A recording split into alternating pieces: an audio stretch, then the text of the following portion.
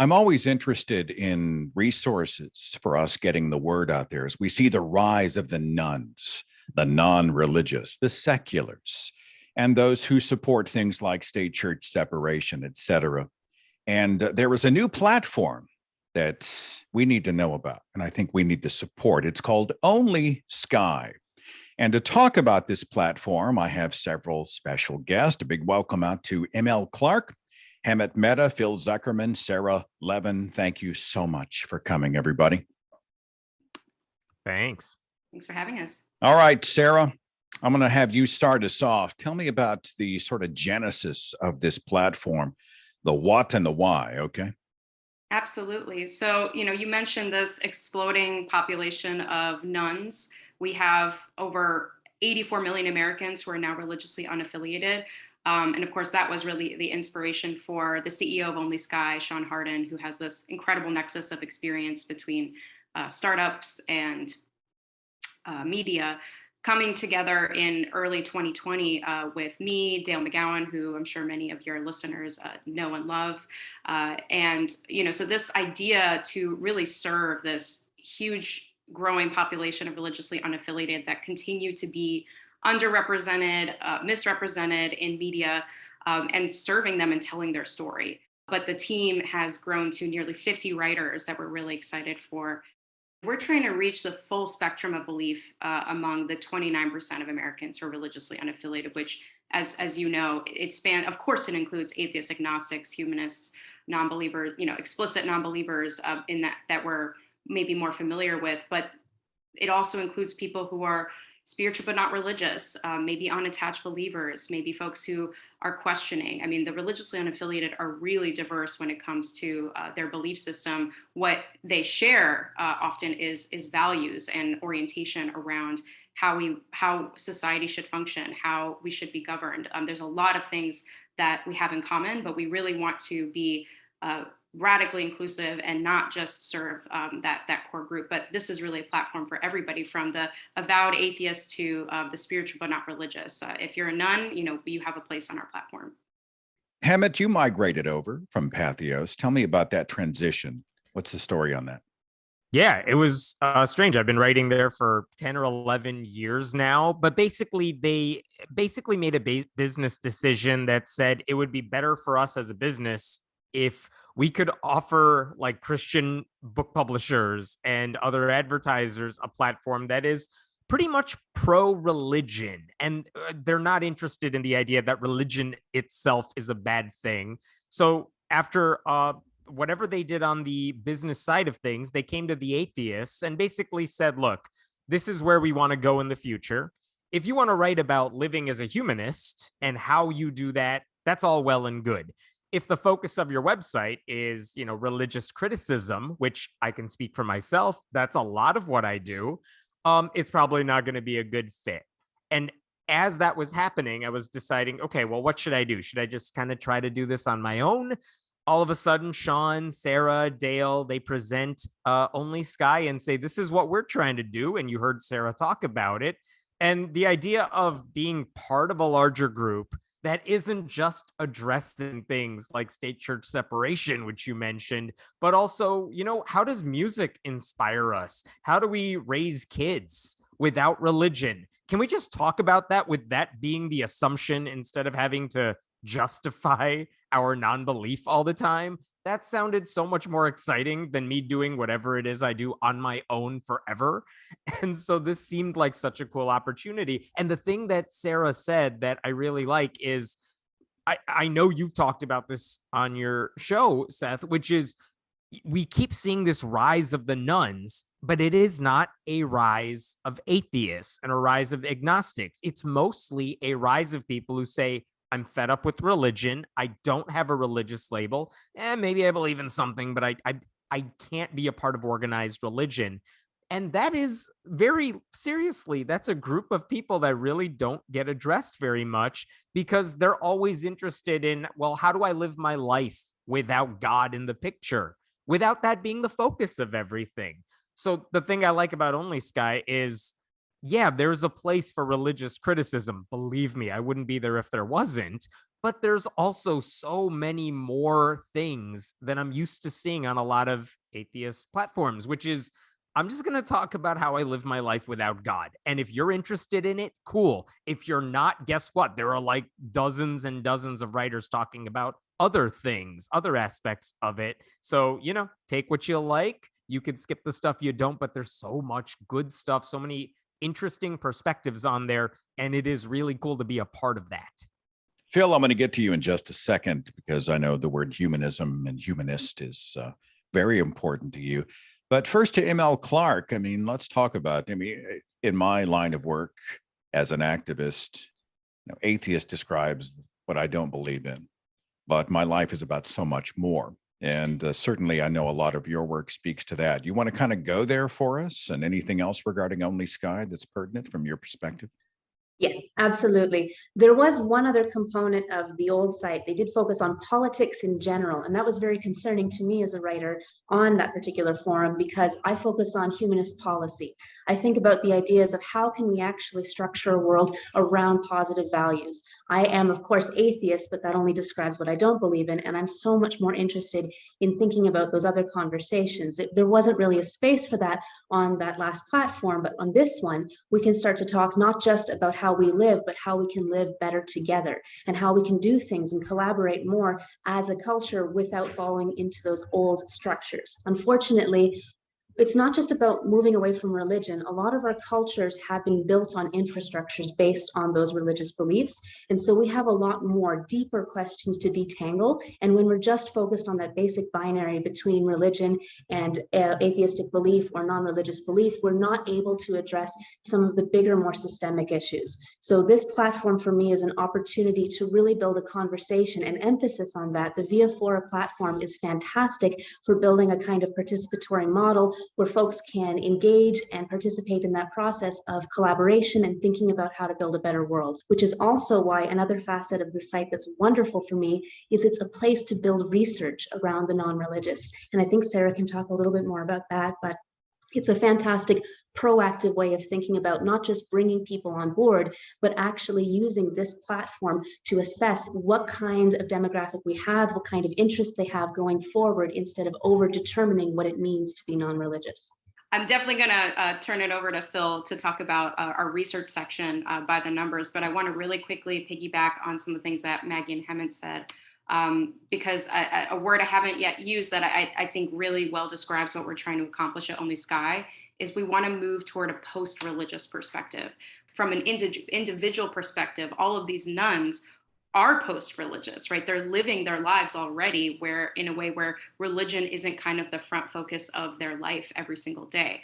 At the same time, though, I do have to acknowledge, and we do acknowledge on the platform in many ways that that's a privilege, right? Not everyone is living in a place where they can be post-religious, right? So part of what we're doing is giving voice to people who can, but also creating a space so that those who don't have that privilege can, be seen and have a community. All right, Phil, everybody else has teed you up. I'll just let you take it wherever you want to take it. So talk to me. Couple things I'll just add or say. For me, okay, let's see. First of all, when I access the internet for information, for news, for entertainment, there's multiple sites, right? I kind of go here, I go here, I go here, I go here. And sometimes I want to hear what Fox News is saying about or not saying about a particular event. I want to see how USA Today is framing something. I want to see how maybe a Jewish website is framing something, or a Catholic. Like, I just like that.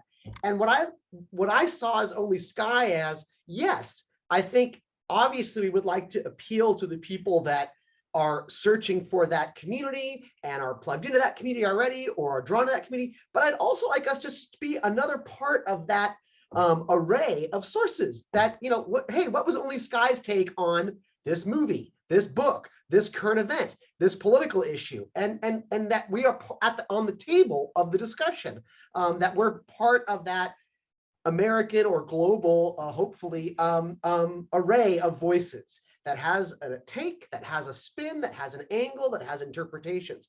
So that's really exciting to me that that is out there now. And I hope it just becomes part of people's go-to when they want to get a certain perspective, a secular humanist perspective or take on things. I also, you know, I sometimes feel like, okay, I'll talk about by the numbers as well. So when I was first in the early discussions about this enterprise, I liked the idea of a hub. I like the idea of a hub, that it's going to have many elements to it. And I liked, for example, I always went, for example, to Hemon's, Friendly Atheist blog, but it was just Hemon. And then I might have to go to somebody else's blog and somebody else's blog and somebody else's blog. But this is bringing so many voices together to one hub. But not only is it commentary, not only is it news, not only is it humor, but there's also an element of wanting, of an opportunity of who are we? Who are secular Americans? Who are secular North Americans? Who is in the secular global community? What do we know about ourselves? What do we want to know about ourselves? Where have we been? Where are we going? And so there's a real, a nice research element here. We have some amazing social scientists on our team who are really good statistically. They understand the methodologies. They understand probability. They understand sampling. They understand good quality data, bad quality data. And so there's a huge opportunity here to learn about ourselves. And to take what we learn about ourselves, not only as a reflection, but as motivation, inspiration. So I'm really excited about that aspect as well. And then I just finally will say, I always feel like there's this, I always see it in my mind as like the AA and the HH, like the angry atheist and the happy humanist. And I feel like for me, I kind of go back and forth. Sometimes, depending on my life is going or what's happening in the news, I'm the happy humanist, and I want to just affirm humanist values, humanist ideals, what it means to live an affirmatively naturalistic, humanistic life, and all the things that go with that. Other days I wake up, damn it, man, I'm a fucking, sorry for swearing, I'm an angry atheist. I'm like pissed about the Christian nationalists. I'm pissed about, Orthodox Jews and fundamentalist Muslims and, fanatical Mormons and crazy Scientologists. And I'm just like pissed that they have so much sway in our politics, in our sex lives, in our culture. And, so sometimes I think we need to speak to, and I think that angry atheism motivates a lot of people for better or for worse. And sometimes the happy humanism does. So what I like about Only Sky is there's elbow room for both. Like Heman, I've blogged for Psychology Today for many years. They approached me when I had a book out, hey, will you blog for us? And what I found was, yes, I could write a kind of affirmatively humanistic piece. I could write something about secular culture. But if I wanted to rip apart, what I see as an abuse by religious institutions, that was off limits. If I wanted to really tackle what I saw as an egregious intrusion of religious fanaticism into our political system, that was off limits. And so I really felt constrained on those days that I was an angry atheist. Whereas right now on Only Sky, I feel like I can do both. I've written a piece on Free to Be You and Me, this amazing production from 50 years ago that was affirmatively humanistic in making the world a better place. But I've also written a scathing teardown of the Catholic pedophile priest scandal. So yes, that's where I'm at this morning. My friend Hemet Mehta, of course, is admin of Friendly Atheist. I'm host of Thinking Atheist, which is a promotion of the rejection of faith and the embrace of reason. I heard Phil talk about angry atheist, like we're a culture of adjectives. Right now, I feel an exasperated and exhausted atheist, right? I mean, everything from the insurrection to this rampant assault on state church separation, the Supreme Court and the activists, the evangelicals that are at play there, local issues, school board, state issues. I mean, across the gamut, I am overwhelmed. And I know many of you feel that. Do any of you or all of you want to speak to the climate that we are in and the climate that Only Sky is launching within? It's almost like it's the best of times and the worst of times. On the one hand, we've never had so many secular people on planet Earth. We've never had so many churches shutting down and closing down. We've never had it being so easy. It's never been so clear that religion is declining precipitously, dramatically all over planet Earth and even here in the United States. So on the one hand, it's like a great time to be secular. On the other hand, you're right. We have religious fanatics running our Supreme Court. We have religious fanatics, theocrats on all levels, appellate circuit courts.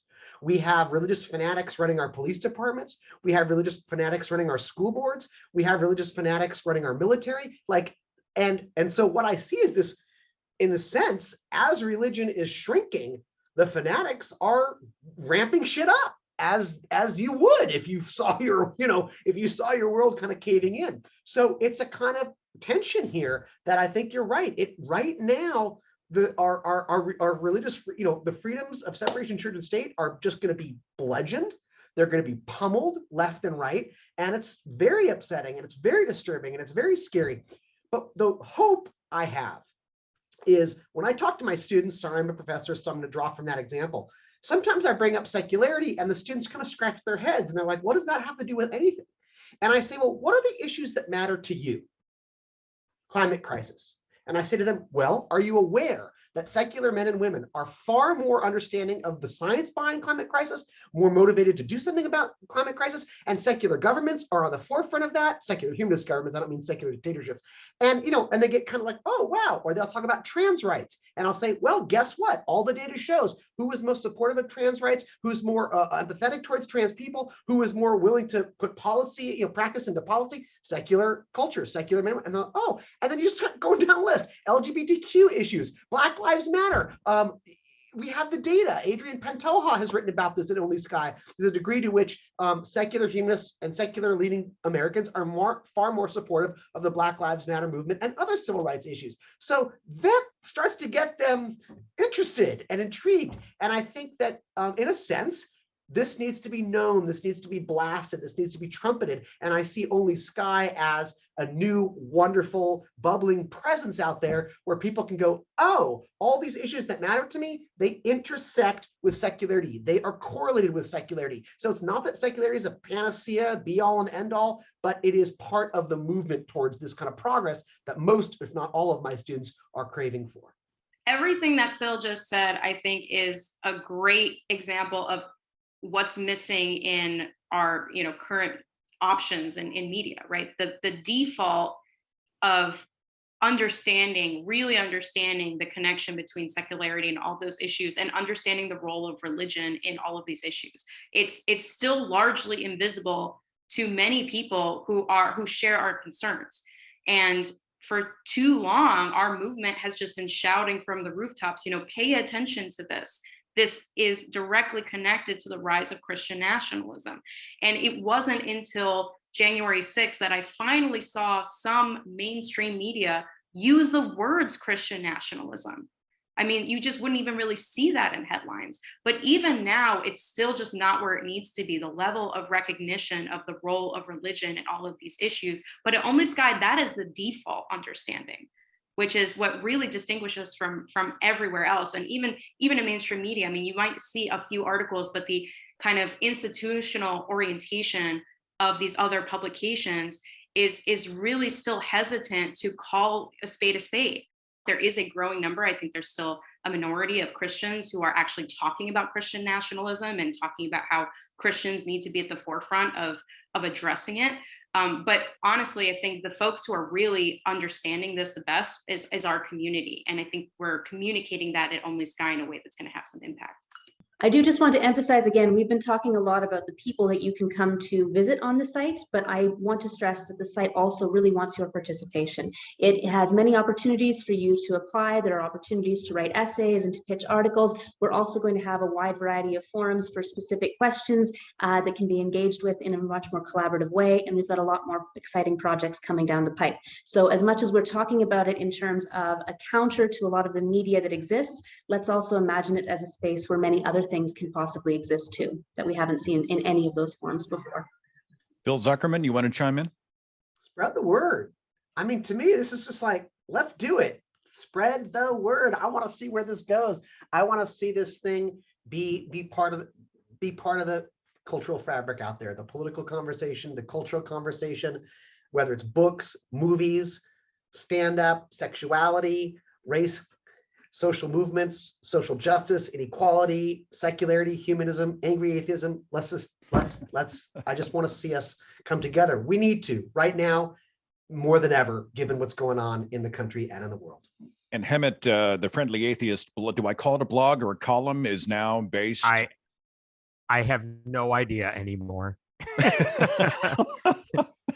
All I know is the stuff I usually have written on my website is now on Only Sky, and I'm surrounded by very talented people. I have, for the first time, there are editors looking at my piece, helping make them even better, which is awesome.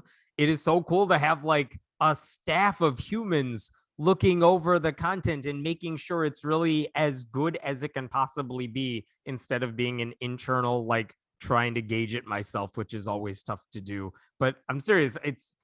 I've never done this in more than 10 years, 15 years of writing online, where I've been able to work collaboratively with so many other really talented people to get stuff.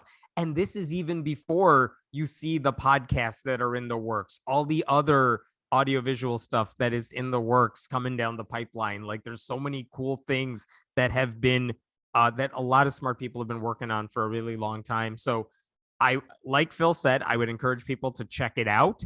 If there's one thing you don't like, I promise you there's going to be something else you do like. Please, please, please share the stuff you like on social media. It helps us out a lot, and it'll bring new eyeballs to the site, because that's really the hardest part of launching anything new, just trying to wave your hands and get people's attention to it all. And to your listeners in particular, if you like the sort of stuff Seth talks about with his guests, you're going to like the content you see on there, because it tackles so many of those same important subjects. So check it out, bookmark it. It updates constantly. There's so many new things going up there. How do they find it? Sarah Levin. Yes, so please visit us at onlysky.media. And I just want to encourage, and like Emma was saying, we really want to hear from you. There's a lot of ways you can interact with the site and join the community. First of all, membership is free. You just register an account at onlysky.media/my-account. And that enables you to comment on articles, follow your favorite topics and authors, follow other users, get notifications about the conversations you're following. But we're also inviting you to submit story ideas. If you're not a writer, if you're not submitting to be a columnist, which we do, also welcome applications to become columnists and submit ideas for our podcast. You can just submit an idea for a story, and our writers will look at those and actually write the story. We really want you to help us drive the conversation, and so it's a two-way. It's really a two-way street. So please, we welcome you. Become a member for free, and then start, join in on the conversation, submit your ideas. But we're also really, we're trying to build a sustainable company here that is going to have impact. And so we really hope that you'll consider becoming a supporting member or a founding member, or making a one-time contribution as well. And that also comes with opportunities to join the writer's room, to get a first look at our articles before they're published, and a lot of other exciting benefits. But most importantly, you'll be supporting this venture that we're all so excited about, and make sure that we keep all of this incredible content free and accessible for everyone. So please consider, definitely become a free member, join in on the conversation, give us your ideas, but also consider supporting our work financially, so we can continue to do it. I really like the idea that, despite the cliche of herding cats, that we're able to come and find a hub which is, it speaks to our particular stand as humanists. It also allows us to interact with each other, often in very positive ways. And I think, without being blind to all the nutso stuff that's going on, some positivity, some hope. The good news is also part of the Only Sky equation, and I'm very thankful for that. Links are in the description box to all of you. Thanks for your wonderful work, and all my best with the endeavor, and I'll be a supporter as well, okay? Thank you. We've herded so many good cats. It's unbelievable.